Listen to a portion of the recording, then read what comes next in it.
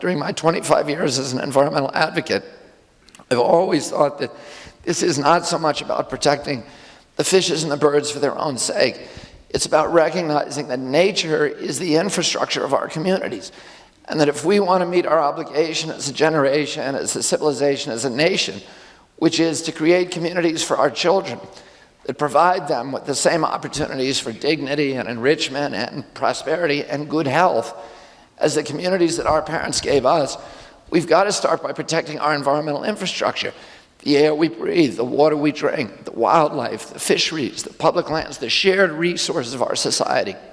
Those things that by their nature are not susceptible to private property ownership, those assets, but by their nature, they're the assets of the entire community, the shared resource, the commons, the public trust resource, the commonwealth, the fishes and the birds and the wildlife, and the rivers and the public lands that connect us to our past, to our history, that provide context to our communities, and that are the source ultimately of our values and our virtues and our character as a people. The greatest crisis we face today is the crisis of global warming. The greatest challenge that we face is how do we use and deploy and extract energy in a way that doesn't compromise the aspirations of future generations. Like, how do you produce meat and other commodities in ways that don't compromise the rights and the aspirations of our children, and don't erode civilization, and don't impoverish, other members of our community. Good environmental policy, 100% of the time, is identical to good economic policy. You hear, the big industries, the big polluting industries, like, the Monsantos and the Cargills and the Chevrons and the Exxons and the coal industry, King Coal, big oil, and all their indentured servants in our political process, who are arguing, even today on Capitol Hill as we debate these, cap and trade systems, et cetera. We have to choose between economic prosperity on the one hand and environmental protection on the other. That is a false choice. In 100% of the situations, good environmental policy is identical to good economic policy. If we want to measure our economy, and this is how we ought to be measuring it, based upon how it produces jobs and the dignity of jobs over the generations, over the long term, and how it preserves the value of the assets of our community. If, on the other hand, we want to do what the polluters and their sock puppets in government, et cetera, would like, and on Fox News, would like us to do, which is to treat the planet as if it were a business in liquidation, convert our natural resources to cash as quickly as possible, have a few years of pollution-based prosperity, we can generate an instantaneous cash flow and the illusion of a prosperous economy. But our children are going to pay for our joyride, and they're going to pay for it with denuded landscapes and poor health and huge cleanup costs that are going to amplify over time and that they'll never be able to pay. Environmental injury is deficit spending. It's a way of loading the cost of our generation's prosperity onto the backs of our children.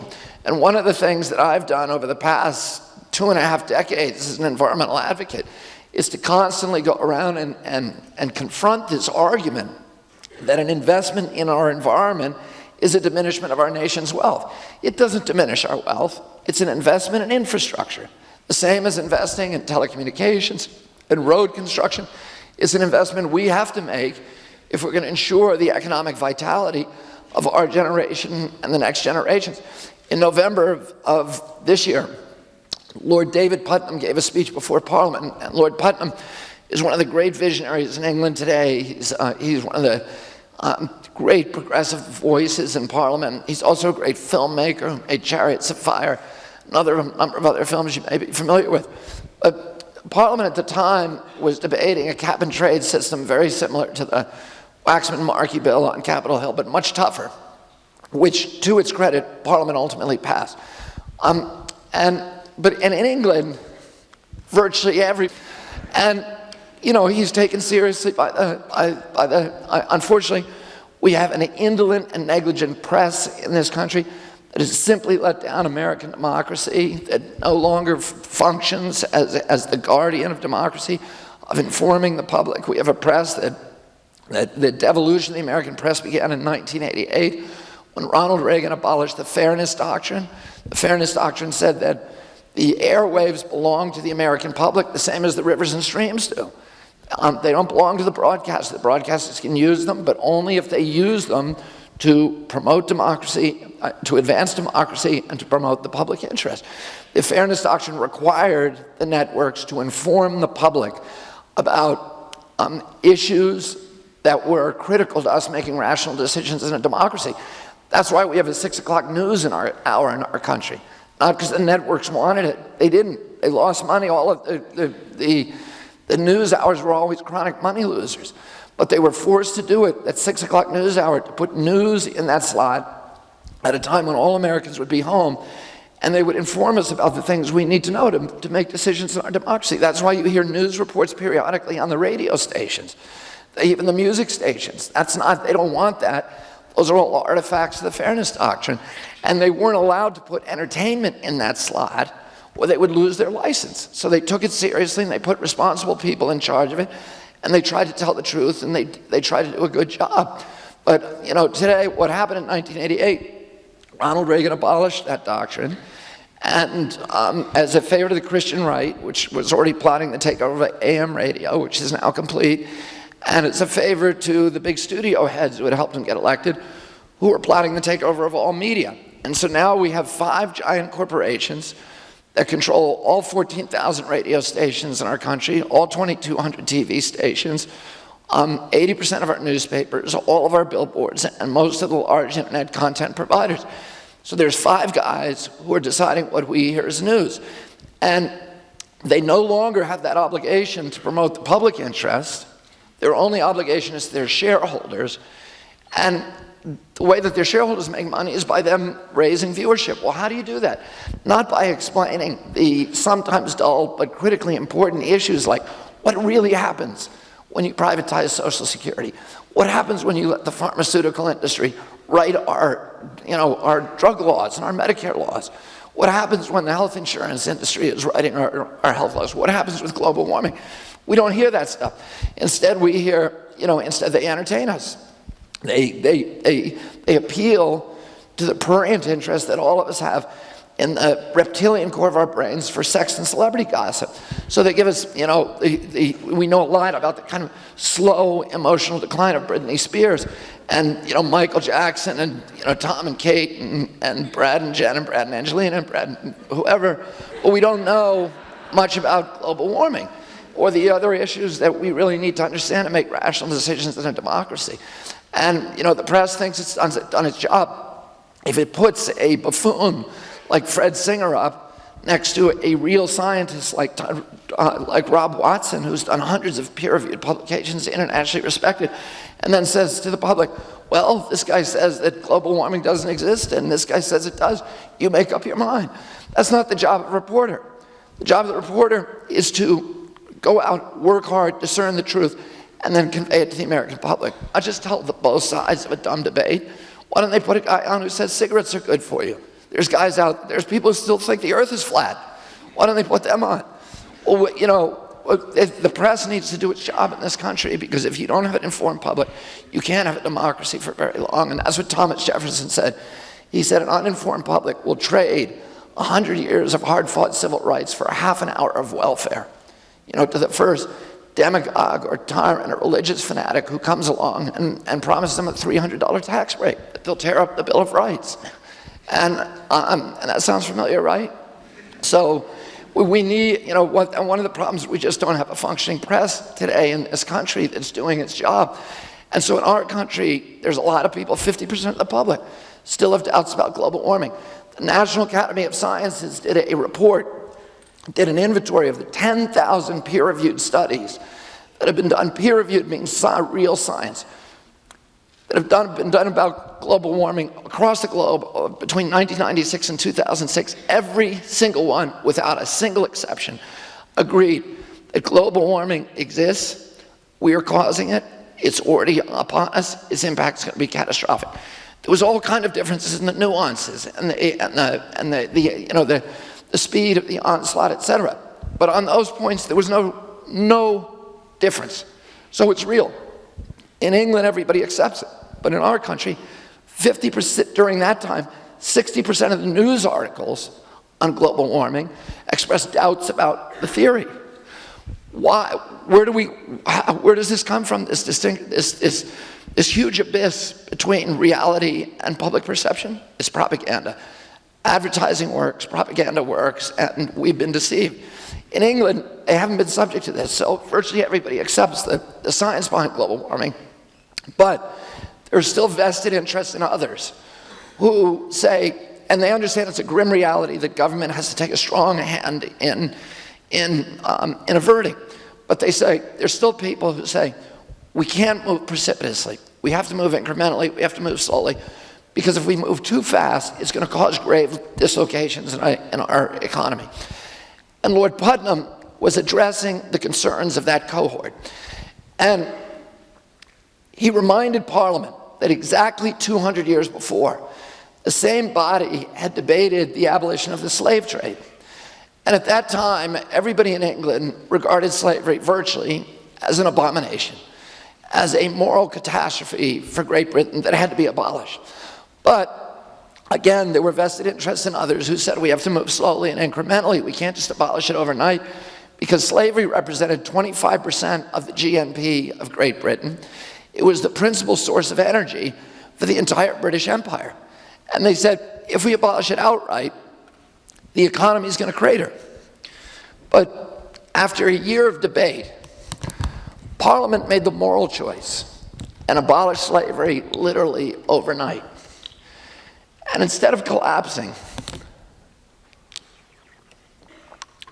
the British economy exploded as thousands of entrepreneurs rushed into that space to create new forms of energy, mainly mechanical ones, in an era that we now know as the Industrial Revolution, which was the greatest epic in wealth creation in the history of mankind. And the abolition of the slave trade had exposed all of these hidden inefficiencies that were associated with free human bondage. Well, today, we don't need to abolish carbon to understand that our deadly addiction to it is the principal drag on American capitalism. It's been safe since then. That's not true, incidentally. But what I say to them is, okay, if it's safe, get insurance, like everybody else. They can't get insurance. They had to go to Congress in a sleazy legislative maneuver in the middle of the night and get Congress to sign the Price-Anderson Act, which absolves them from all of accidents in nuclear power plants. So any of you who's a homeowner, go home tonight, look at your homeowner's policy, your insurance policy. In every policy in America, you will find a line that says that this policy does not insure you against radiation contamination from a nuclear power plant. And that's a huge subsidy to them, because every other industry in this country has got to pay the insurance. If it does something wrong, it's got to pay the cost, but not them. And so it's not a bunch of hippies in tie-dyed t-shirts who are saying the industry isn't safe. It's guys in suits from AIG and from the big insurance industry. And ultimately, we live in a capitalist system. And the insurance industry is the final arbiter of risk. And they're saying that this industry is too unsafe, too risky to insure. So as soon as they get insurance, then I'm happy. The biggest subsidies go to the coal industry. And I'm going to talk about that tonight, because here in Michigan, you're thinking insanely of building another coal plant soon. It'll be the last one ever built, because the economics are completely against it, and it will end up failing economically over the long run for a whole lot of reasons. But coal is the most heavily subsidized. And I've been fighting the coal industry for many, many years, and I think it's the biggest enemy of our country today. And let me explain why. I just came back from West Virginia this week, and last November, I argued a case in West Virginia, a 6.5-week jury trial, and I won the biggest judgment in the history of the state, $500 million judgment in West Virginia. I went back about 3 weeks ago to argue the appeal, the defendant appeal of that judgment in the Supreme Court of West Virginia. As I left the state, I was driving on a highway, a federal highway, and it was as smooth, it felt like I was driving in my state. I can't eat the fish. The Constitution of New York State, like the Constitution of Michigan, says the people of the state own the fish of the state. They're not owned by the governor or the legislature or the conservation department, and they're certainly not owned by the utilities or the Southern Company, but today they are. Today, the coal-burning power plants own all the fish in your state. You let them take them away and privatize a public trust resource. They stole something that belongs to you, and they own it now because you can't use it anymore.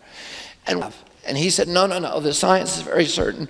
Her children would have some level of permanent neurological injury. Probably, he estimated, a permanent IQ loss in those kids of 5 to 7 points. Well, today, according to CDC, there are 640,000 children born in this country every year who've been exposed to dangerous levels of mercury in their mother's wombs.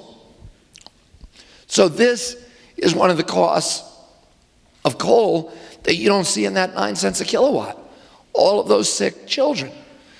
And I live 2 hours south of the Adirondack Mountains. I take my kids fishing, hunting, and camping, and swimming, and kayaking up there. It's the oldest protected wilderness on the planet. It's been protected as forever wild since 1885. We had a right, the American people, to believe that generations of our citizens would be able to enjoy those landscapes, those pristine landscapes unspoiled. But today, 1/5 of the lakes in the Adirondacks is sterilized from acid rain that's coming from those same coal plants, and which has also, incidentally, destroyed the forest cover on the high peaks of the Appalachians from Georgia all the way up into northern Quebec.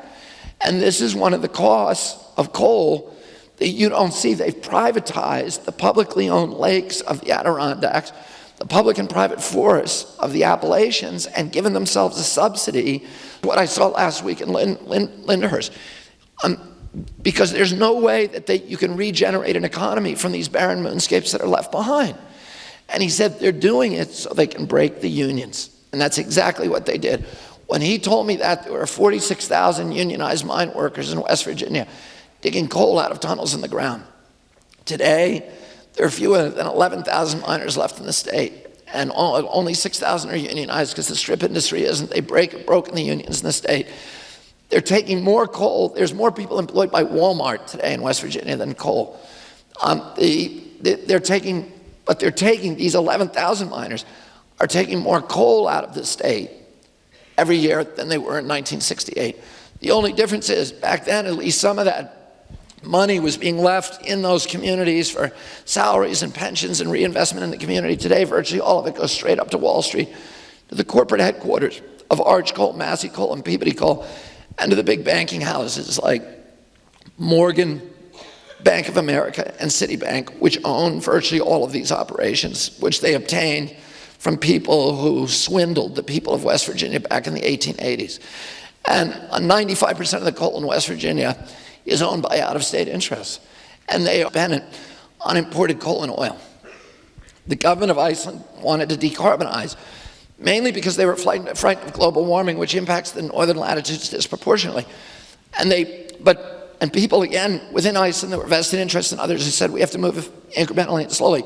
But Iceland moved very, very deliberately and very quickly, and within 15 years, they decarbonized their society completely and made Iceland energy independent. Iceland today is 100% energy independent. 90% of its energy comes from local geothermal. And during that period, Iceland went from being the poorest country in Europe to being the 4th richest country in the world by GDP. Unfortunately for Iceland, they spent virtually all of their newfound wealth on bundled derivatives, and they are now the poorest country in Europe again. But Iceland's economy, it will come back because the fundamentals are very, very strong. Iceland today is one of the world's great energy exporters. They can't run lines across the Atlantic, so they import bauxite from Jamaica, and of the most barren desert land of the desert Southwest, an area 75 miles by 75 miles. The entire national grid could be powered just by solar power. We have the greatest wind resources in the world. The Great Plains states, the Saudi Arabia of wind. North Dakota is the windiest place on earth at sea level. We have enough wind in North Dakota, Montana, and Texas to provide 100% of the energy grid in our country, even if every American owned an electric car. Tons of money. The problem is there's no way to transport those electrons from North Dakota to the big markets in St. Louis, New Orleans, or New York, because our lines simply can't do long-haul transmission of electrons. And we need a national highway program, national grid in this country. This is about today, about how do you rescue farms. You do it by having true free market capitalism. We don't have marketplaces. If we had true marketplaces, people, who are efficient producers would prevail in the market. But we have rules that are rigged against the most efficient small producers. They're rigged to favor the big shots. In the utility industry, in every state but California, okay? And let me say this about I love free market capitalism. There's no stronger advocate for free market capitalism. I think it's the best way to save the environment. We don't have it in this country. I talked to Jim Hightower the other day. I said, if we only had free markets, that's the most important environmental law we could pass. And he said, yeah, the free market is a good thing. We should try it sometime. And we haven't yet. And if you look, the marketplace is not a god, okay? Like the Heritage Foundation thinks that it's the god. It's a tool. It's like a hammer. You wouldn't worship a hammer. You use it to build things that benefit the whole society, and that and then make life better for everybody, and that advance the interests of our country. Well, in the utility realm, every state except for California, the rule is that the more energy that the utility sells, the richer it gets. It makes money by selling energy. That means no matter how green the CEO of that utility is in his heart, no matter how good a person is, his shareholders want him to get his customers to leave their lights on all night and to leave the refrigerator doors open, because that's how they make money. And that's an unfair place to put him, because every morning he's got to wake up and decide about between his duty to his shareholders and his loyalty to our country and to the broader humanity. And we shouldn't put him in that position. In California in 1982, my group, NRDC, rewrote the rules to rationalize them and to align them with the public interest. And we said the utilities will no longer make money by selling energy. They'll make money by getting people to conserve energy. Now, this is not a radical idea. Before we had deregulation in this country, the way that utilities made money is by building things, not by selling things, but by building things. They would go to the Public Utility Commission and say, we want to build a dam. It's going to cost us $100 million. We want to make 12% profit per year on interest. And the Utility Commission would say, is there a need? They'd prove there's a need, and they'd stamp it okay. They'd build the dam, and then they'd incorporate it into the rate base. And that's how they made money. Well, today in California, because we rewrote the rules, the way that the utilities make money is Pacific Gas and Electric will go to the utility and say, we want to go into 1 million homes in our distribution grid and tear out the Edison incandescent bulbs in those homes and businesses and install LED bulbs that give better light and that use 3% of the energy. It's going to cost us $100 million. We want to make 12% interest or 15%. And the PUC stamps it okay. We want to go into every home in our distribution grid, rip out the refrigerator and the hot water boiler and produce and replace them with models that are 80% more efficient. And because of that, California's energy use has stayed flat since 1982, the year that we wrote the law. And California's economy has grown by 85%. It's by far the wealthiest state in the United States. Californians use 6,000 kilowatt hours per year on average of energy. The rest of us in this state use about 13,000. So more than double what Californians use. And it makes Californians much more efficient. It makes their products much more saleable and competitive on the international marketplace because they're using less energy at the outset. It makes us more competitive if we are more efficient. So, what we need to do is create a national marketplace that reaches every American home and that does what a market is supposed to do, which is to reward good behavior, which is efficiency, and to punish bad behavior, which is inefficiency and waste. Right now, we have a marketplace that is rigged in the energy field to reward the dirtiest, filthiest, most poisonous, most addictive, most destructive fuels from hell, rather than the cheap, clean, green, wholesome, safe, and indigenous fuels from heaven. And we need to change that around and rationalize our marketplace and create a market that allows every American to participate, in the market that turns every American into an energy entrepreneur and that turns every home into a power plant and powers this country. My home in Mount Kisco is powered by geothermal, but I have 2 different solar systems on it. I have a solar thermal plant and I have a regular solar system, and my home is a power plant. It produces all day long much more energy than I use. And I should be able to sell that energy back to the grid and get market rates for it. Today, there's no state you can do that. There's 36 states that will buy some of it back. They'll let your meter run backward till it stops, but then they'll stop buying it from you. None of them will give you market rates. And what we need is a real marketplace, where if I'm making energy, I ought to be able to sell it and get market rates just like the utility can. And then you turn every home into a power plant, and think how safe that makes us. From a national security point of view, it gives us a resilient grid, and it gives us, it's very easy for a terrorist to blow up its power plant. But they'd find it exhausting to blow up 1 million homes, right? And it turns every American into an energy entrepreneur, and we power this country based upon American initiative and imagination and energy, and instead of Saudi oil. And we've done this before. In 1979, we built an ARPANET grid in this country that connected every American home to the internet. A year after that, 1980, there were fewer than 500 computer networks in this country, and IBM said that PCs, personal computers, were a dead-end technology, okay? Well, now most of us have PCs, and what happened to the cost of information, of bits and bytes? It plummeted to almost 0. Well, that's exactly what's going to happen to electrons. As soon as we build an energy grid in this country, a marketplace for energy, you'll see the price of electrons plunge to virtually 0. In 1996, we built a telecommunications grid in this country, a national grid, unified grid. Bill Clinton signed the Telecommunications Act, and he went out and he told all the baby bells, you can no longer restrict access to your lines. We're going to have a unified grid. Everybody's going to have access. The lowest cost provider will prevail in the marketplace. And we created a national grid for telecommunications. And that spawned a telecommunications revolution in our country.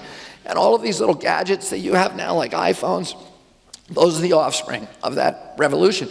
But before I came here last night, I saw an ad on television for by a company called Vonage.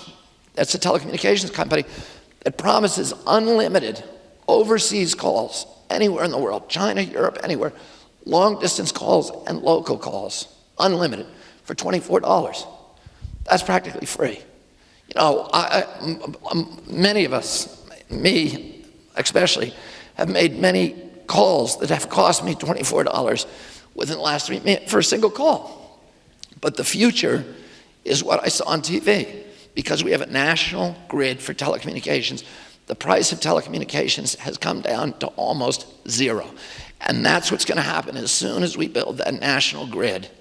And Obama, last week, launched the first section of the national grid by starting the first transfer station in Clovis, New Mexico, and to bring solar energy to Southern California. And they're building it piece by piece. They're going to start up in North Dakota soon, building out parts of the grids there. And they've got new forms of run wires down the center of rivers and a lot of other really cool stuff. We also have let me say this, that in 1929, just before the stock and saw this, what they can do in action. And what the grid allows you, what this stuff allows you to do is, for example, it allows the utility to go to every person, every customer in its utility grid, and say to the customer, tell me the things, the appliances in your house that you don't mind us shutting off for 15 minutes. Your hot water boiler. Nobody will know. If you shut it down for 15 minutes, it won't drop the heat in your house and your water by even a degree. your electric toothbrush recharger, your swimming pool recirculator, all of these phantom charges that all of us have in our homes that we're not really using, but they're sucking power from the grid every day. Now, the biggest use that we have in natural upstream. Thank you very much. Okay, I'm going to just take, I know I held you here a long time, but I'm going to just take a couple of questions from anybody in the audience who wants to go. Or you can just stand up. Yeah. Yes? Did you have a question? Yeah.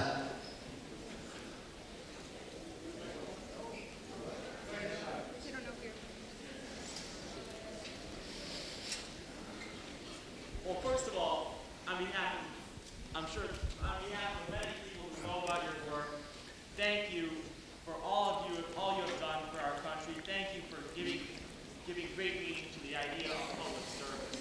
I would also like to thank you.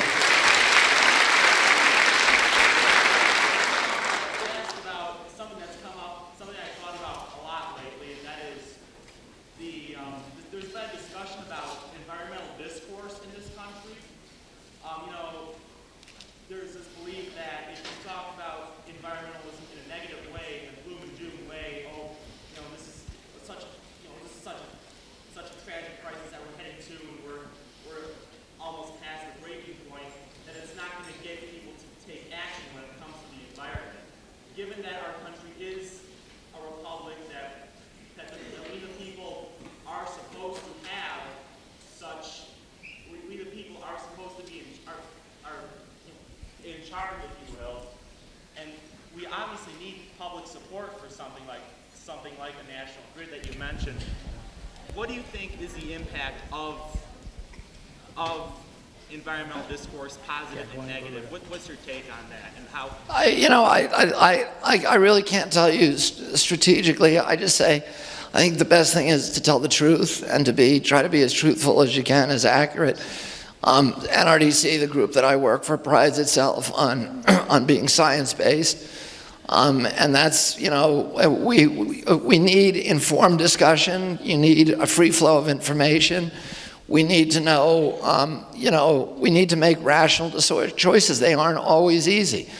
And everything that we do uses energy, it uses resources, it devours resources, and there's different choices when it comes to public lands, et cetera. We have to make those choices rationally and openly and scientifically. And that's the best that I can tell you about that. But in order for that to happen, you really need a democracy that functions, because corporate power distorts democracy. So the science doesn't matter. I mean, look at the last administration. They basically shut down all scientific research.